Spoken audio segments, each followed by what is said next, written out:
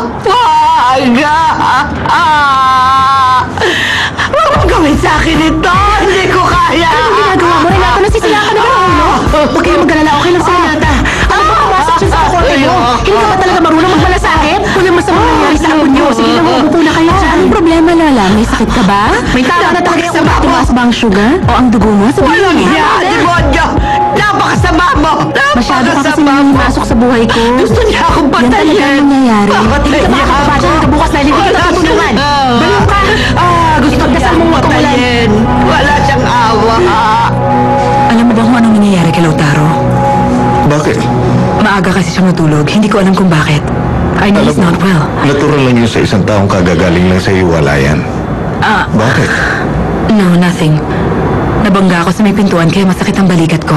Napabangga ka sa may pintuan? That's weird. Well, minsan kasi clumsy ako kaya lang parang mas napapadalas ngayon. Wait, I want to talk to you.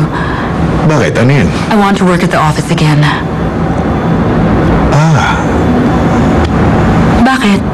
Na-surprise ka ba sa sinabi ko? Well, yes. To be honest, na-surprise ako. Really? Well, hindi ba napag-usapan na natin ang tungkol dito? And you also know that I need to do productive things. Yes, yes. I know.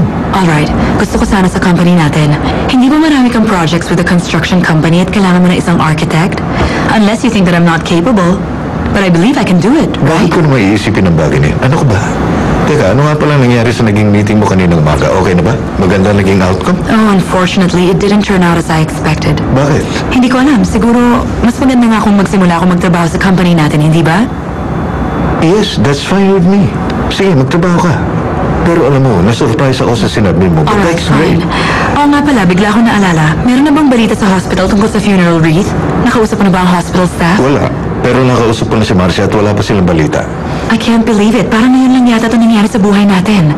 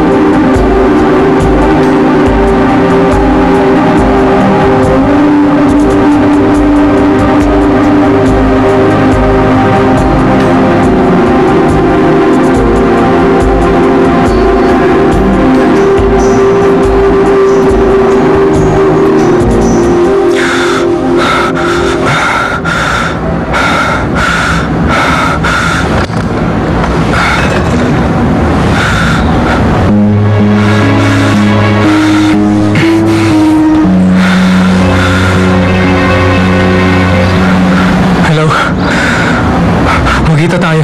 Hindi ko na to kaya. Hindi na. Ang programang ito inihatid sa inyo ng Pantene Total Care